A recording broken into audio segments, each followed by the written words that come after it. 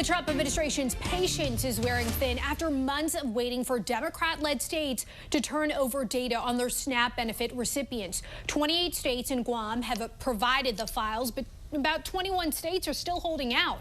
Let's go to Emma Withrow from the Fact Check team. So we know that the USDA requested this information back in July. Yeah. What makes this request different?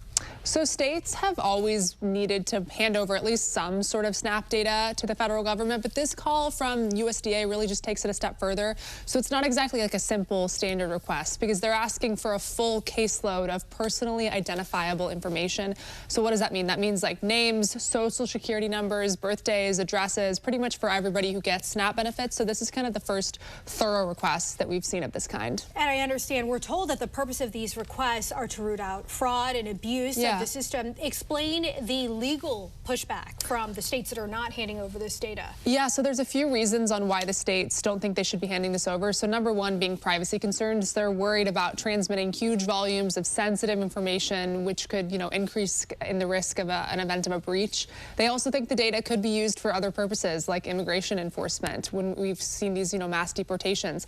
Also, the states think that the USDA is overstepping its legal authority, and it's important to note, though, aside from all of this, several of the states with very high error rates, like California, Massachusetts, New Jersey, New Mexico, Oregon, they're among the ones who are refusing to share the SNAP data. So that's important to keep context as well. All right, Emma, thank you so much. That's Thanks. interesting. A little later on, Emma will be back to dig into the overall cost of SNAP benefits and who qualifies.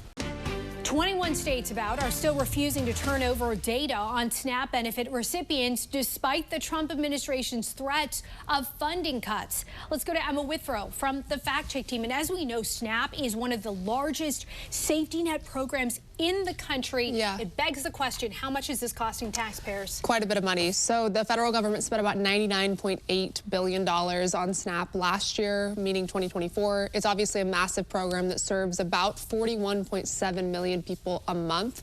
So quite a bit of money, and also state dollars goes towards SNAP. Run us through, and I know that this has kind of evolved, or it is evolving, but the specific requirements to have these benefits today.